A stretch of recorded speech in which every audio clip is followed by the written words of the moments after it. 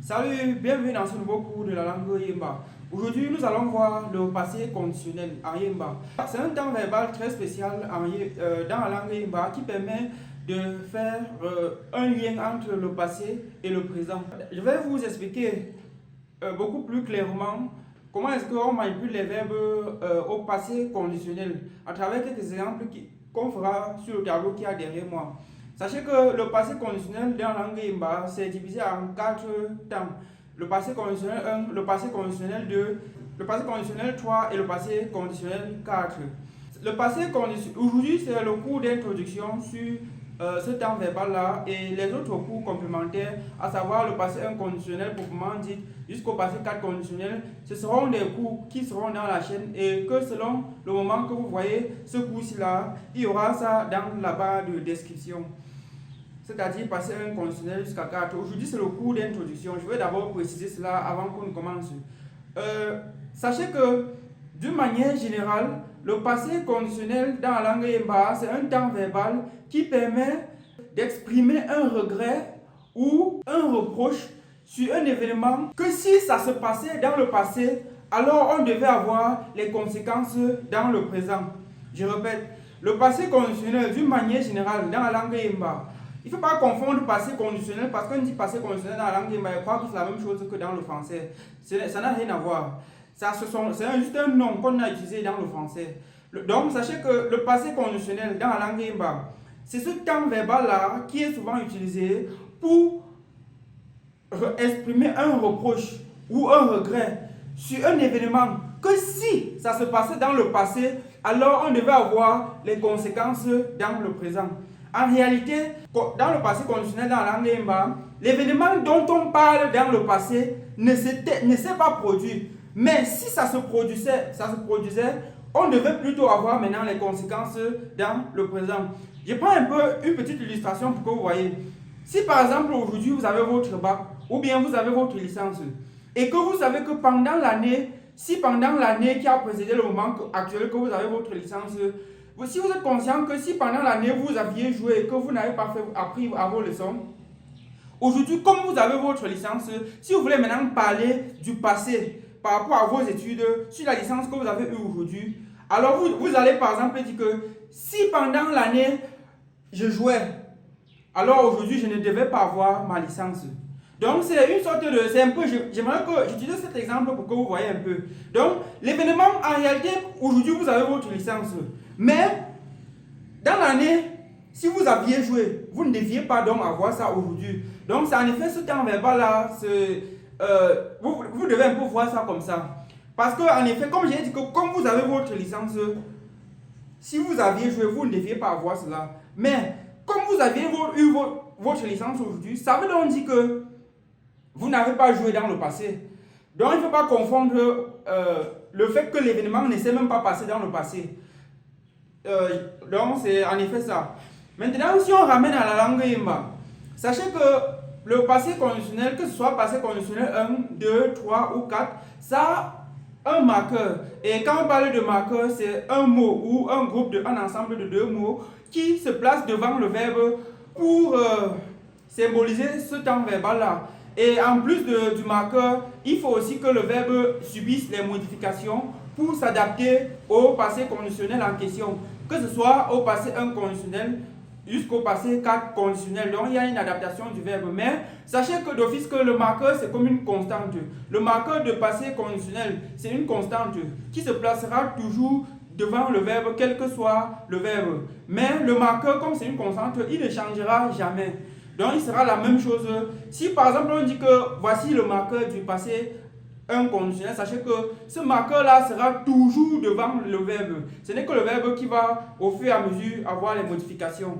Maintenant, nous allons dans les cours sur le passé inconditionnel, passé 2 conditionnel, passé 3 conditionnel, et ainsi de suite. Comme je vous ai dit que oui, c'est le cours d'introduction. Dans le cours passé inconditionnel, 2 conditionnel, ainsi de suite, nous allons expliquer quelles sont les modifications que le verbe subit. Mais aujourd'hui, je vais vous donner les marqueurs de passé conditionnel, de tous ces passés conditionnels-là. Et en plus de vous donner les marqueurs de tous ces passés conditionnels, je vais utiliser quelques quelques passés conditionnels pour que vous voyez à quoi ça ressemble, afin que plus tard, je vous explique maintenant en détail dans chaque passé conditionnel. P indice 1C, c'est passé 1 conditionnel. Et P indice 2C, passé 2 conditionnel. P indice 3C, passé 3 conditionnel. P indice 4C, c'est passé 4 conditionnel. Le passé 1 conditionnel, qu'est-ce qu'on dira? Le marqueur est 1. Le marqueur du passé 1 conditionnel est 1. On lit ça en baissant la voix 2 fois. Fait bon, par exemple, si j'avais mangé, c'est qu'aujourd'hui je suis en train de pleurer. Donc on utilise Maintenant, sachez que le passé inconditionnel c'est aussi souvent rarement utilisé dans la langue Yemba. Maintenant, le passé de conditionnel c'est voilà ça.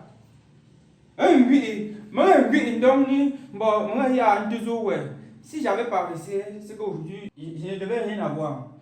Passé 3 conditionnel. Ça, c'est un QI est utilisé pour le premier pronom personnel. Et un QI est utilisé pour les restes des pronoms personnels. Ça veut dire qu'au passé 3 conditionnel, on a 2 marqueurs. Le premier pour rien que le premier pronom personnel et le second pour tous les 5 autres pronoms personnels. Donc, pour le passé 4 conditionnel, on a un de oui pour le premier pronom personnel et un le oui pour le reste des pronoms personnels. Maintenant, si par exemple, je prends un exemple, vous voyez,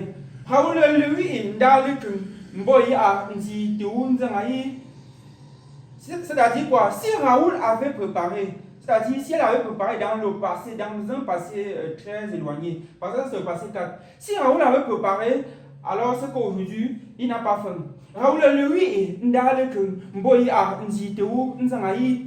donc voilà ça.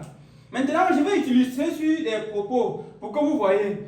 Maintenant, utilisons un peu au passé 4 conditionnel. Ici, c'est juste pour vous donner un peu, d'une manière générale, comment est-ce que ça fonctionne. Comme je l'ai dit au début de ce cours d'introduction, le passé conditionnel, d'une manière générale, est utilisé pour exprimer un regret ou un reproche sur un événement que si l'événement a se passé dans le passé, alors il devait avoir des conséquences dans le présent. Le passé 4 conditionnel, qu'est-ce qu'on dira?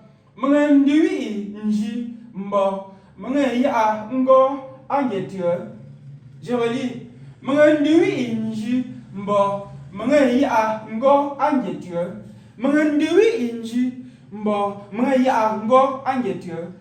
Ça veut dire, si je traduis ça pour que vous compreniez, la phrase ici dit que quoi? Si j'avais volé, alors c'est qu'aujourd'hui je suis en prison. Si j'avais volé, ici c'est maintenant le passé 4, c'est-à-dire si l'événement de vol s'était produit dans un passé très éloigné, alors c'est qu'aujourd'hui je suis en prison. Remarquez une chose dans cette phrase-ci là. Je n'ai pas dit que j'avais volé et aujourd'hui je suis en prison. J'ai bien dit si j'avais volé. Ça veut donc dire que je n'ai pas volé dans le passé. Mais c'est qu'aujourd'hui je suis en prison.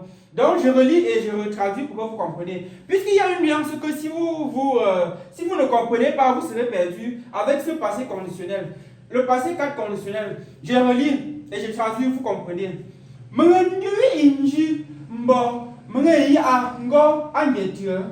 Je relis.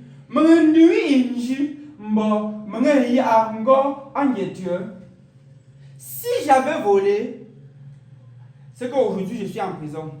Donc voilà un peu comment ça fonctionne. Vous voyez que l'impact sur l'événement devait se produire dans le présent. Si l'événement du passé se produisait, l'impact devait être dans le présent. Si j'avais volé, vous voyez un peu, l'impact est maintenant que dans le présent. Ici. Maintenant, au passé 3, je vais faire, l'exemple ici a été pris exprès. Ici, c'est pour le passé 3. Vous voyez que vous allez voir que l'impact serait maintenant dans le futur au passé 3. Là, ça sera une autre phrase, mais plutôt dans un autre passé. Passé 3 conditionnel. Regardez, on va commencer. Si Dieu que ingo chicha, mbo alfu go mbu. Je relis. Si Dieu que ingo chicha, mbo alfu go mbu. La phrase ici dit ceci. Si Sidi avait été enseignant, c'est qu'il sera pauvre. Vous voyez que l'impact de l'événement sera plutôt que dans le futur. Si dit que oui, il va chicha. Si dit que oui, il va chicha. Bon, à fou comme vous. Vous voyez que, je sais que vous comprenez.